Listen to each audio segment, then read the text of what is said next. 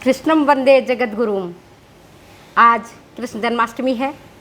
भगवान श्री कृष्ण त्याग और क्षमा की प्रतिमूर्ति हैं, जिनसे हमें सीखने की आवश्यकता है। भगवान श्री कृष्ण, जिनको हम नटखट, माखन चोर, मुरलीधर, गोवर्धनधारी, न जाने कितने कितने नामों से पुकारते हैं। त्याग और प्रतिमूर्ति, त्याग की प्रतिमूर्ति, क्षमा की प्रतिमूर्ति, वैसा व्यक्तित्व बहुत कम में देखने को मिलता है।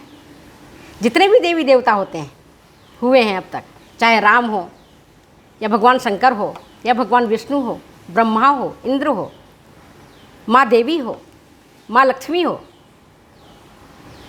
उन सब की तुलना में अगर मैं खुद की बात बता रही हूँ तो हमारे प्यारे कृष्ण कन्हैया, हमारे मुरली वाले, हमारे बंसी वाले, हमारे गोवर्धनधारी कितना बड़ा त्याग किया है। उनसे हम युवाओं को सीखना चाहिए। हमारी जरा सी चीज़ छूटती है तो हम रोने लग जाते हैं। भगवान कृष्ण का तो छूटता ही चला गया। जन्म देने वाली माता छूटी तो पालन करने वाली माँ आई जसोदा मैया, वो भी छूटी।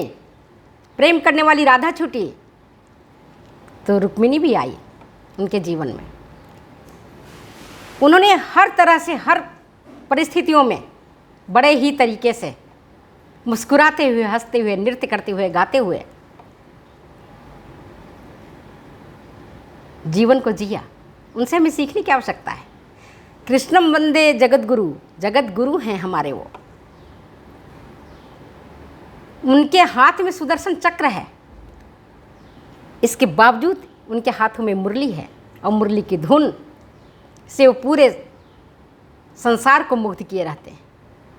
उनके पास द्वारिका का वैभव है, इसके बावजूद भी उनके सुदामा जैसा दरिद्र निर्धन मित्र भी है।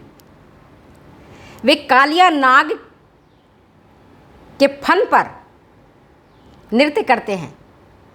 उनको पता है कि कालिया नाग डसेगा, मृत्यु की ओर संकेत है, उसके बावजूद भी वो हंसते हैं, मुस्कुराते हैं। सर्व सामर्थ्य होने के बाद भी मेरा कृष्ण अर्जुन का सारथी है। अगर द्रौपदी ने एक छोटा सा आंचल का टुकड़ा फाड़ करके भगवान श्री कृष्ण के अंगुली में लपेटा था तो भगवान श्री कृष्ण ने तो चीरहरण के दौरान इतनी साड़ियों की पहाड़ खड़ी कर दी जिसका कोई हिसाब नहीं है। वैसे हमारे श्री कृष्ण, उनसे हमें सीखने की बहुत ज़रूरत है। कभी भी दुखी होना है, कभी भी जीवन में परेशानी आई, कभी जीवन में संघर्ष आए, हमें सीखना है हमें श्री कृष्ण से। कृष्ण जहाँ रागी हैं वहाँ विरागी भी है। जहाँ कृष्ण योगी हैं वहाँ भोगी भी हैं। जहाँ कृष्ण नारायण हैं वहाँ नर भी हैं। जहाँ कृष्ण इकाई हैं वहाँ श्री कृष्ण अनंत भी हैं। श्री कृष्ण मुरलीधर हैं।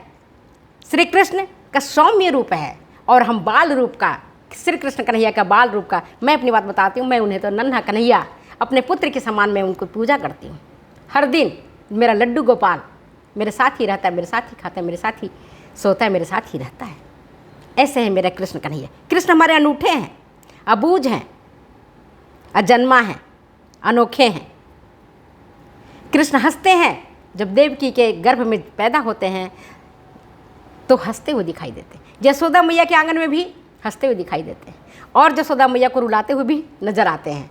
दोस्तों के साथ, सखाओं के साथ मटकी भी फोड़ते हैं, माखन भी चुराते हैं, गोपियों को भी परेशान करते हैं। ऐसे हमारे कृष्ण कन्हैया। आज हम उनका जन्मदिन बड़े उत्सव से मना रहे हैं, बड़े खुशी खुशी मना रहे हैं। हर मंदिरों में, हर जगह श्री कृष्ण के जितने उल्लासपूर्वक मनाया जा रहा है जन्मदिन, वो देखते ही बनता है।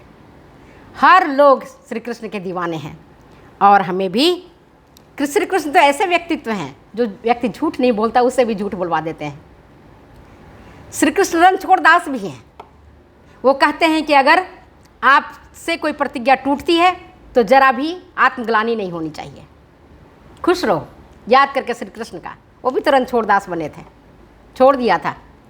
उन्होंने ही प्रतिज्ञा करी थी कि मैं महाभारत के युद्ध में कभी भी हथियार नहीं उठाऊंगा। लेकिन क्या हुआ, जब देखे कि भीष्म पितामह ने इतनी ज़्यादा बाणों पर बाण चला रहे हैं, सैनिकों की हत्याएं कर रहे हैं, तब श्री कृष्ण को गुस्सा आया और उन्होंने अपनी वो रूप भी दिखाया। तो अगर हमारी प्रतिज्ञा टूटती है, अगर हमारा कुछ होता है, तो हमें कतई घबराना नहीं चाहिए, हमें श्री कृष्ण से सीखने की ज़रूरत है। तो आज मैं श्री कृष्णम, है ना, वंदे जगत गुरु, उनको मैं प्रणाम करके अपनी वीडियो को यहीं विराम देती हूँ। फिर मिलूंगी अगली वीडियो में श्री कृष्ण के बारे में और कुछ बताने के लिए। बाय।